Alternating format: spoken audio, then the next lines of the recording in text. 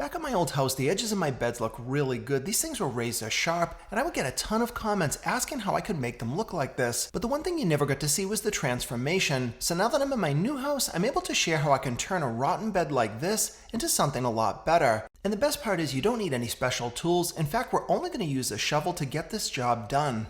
When you buy a house, this is what you're typically going to get. The lawn is going to be a wreck, the beds are filled with weeds, and you might not know where to start. Well, for me, I want to see some results right away, so I'm going to begin by framing out my beds. Now by that I mean I'm going to put a clean edge in them, and that will kind of define all the other work that I'm going to do.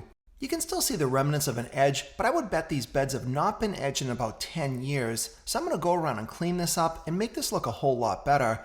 Now this is my favorite tool. It's made by Fiskars, costs just $30, and this thing is an absolute bargain. And it's got a lifetime warranty, but if you want to go for something more heavy duty, this one is called the King of Spades, costs about $120, and it is super heavy. Now this is perfect for hard soils or for cutting through roots, but I find for most garden bed edging, you're never going to need a tool like this, so just stick with this Fiskars. The first step to edge any bed is to outline the edge. Now to do that, you're going to grab your garden spade and you're going to drive it into the edge of the bed. Now this sounds like a lot of work, but the technique I use here makes this so much easier. And though it might look a little strange, I recommend that you try this out and you'll never go back to edging any other way. You're going to start by putting the point of the shovel into the ground, then press down with your foot. But you're not going to actually remove your foot. You're going to kind of hop along and trace the edge of the bed. Once you get going, you'll be amazed at how quickly you can move across the entire bed. You're able to make turns, and you'll just want to keep going until you get all the way across. And remember, when you're doing this line, always keep the shovel vertical. You are going to use that cutting edge as a point, but you want to keep the shovel straight up and don't angle it much at all. And this is what's going to give you that sharp edge to make your grass really stand out from the bed.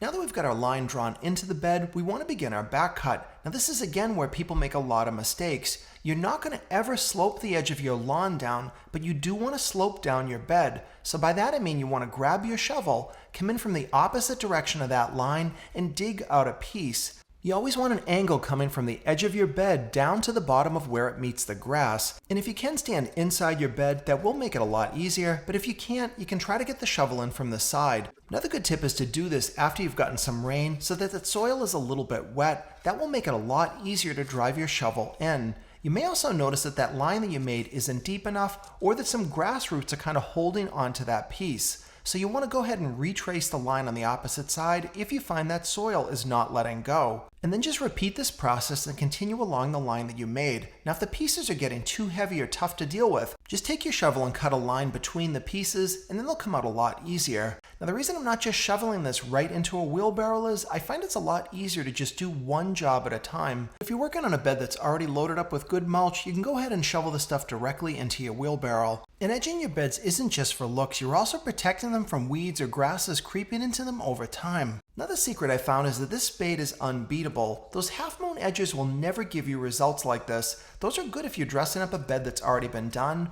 or clearing out weeds from a crack, say along a walk. And you might be surprised to learn that you don't have to do this every single year. Once you've done a bed renovation like this is going to last. You can maintain it with your string edger, and you're going to have fantastic looking edges all season long. And even if these edges get messed up over the winter, cleaning them up in the spring will be a whole lot easier, and you'll never be removing this much material again unless you let them go for ages. Now we need to clean up all that material we removed, and oftentimes it can be a lot, but a simple trick is to just leave it for a day or two. All the water in the dirt will evaporate, and it'll be a lot lighter and easier to handle. But you don't have to throw that stuff away. Don't waste anything. You can compost it or use it somewhere else in your yard. And now with the material removed, I think you'll agree these beds are looking a whole lot better. But we've still got just one step, but it's super easy and it will ensure a great result. Grab your rake, and I recommend using the back side of it, and you'll want to smooth out the area that's left, because once you add mulch to this bed in the future, it's going to kind of mirror anything on the surface. So if you've got bumps or rough areas, those are just going to show up in the mulch. So take a few minutes to smooth everything out,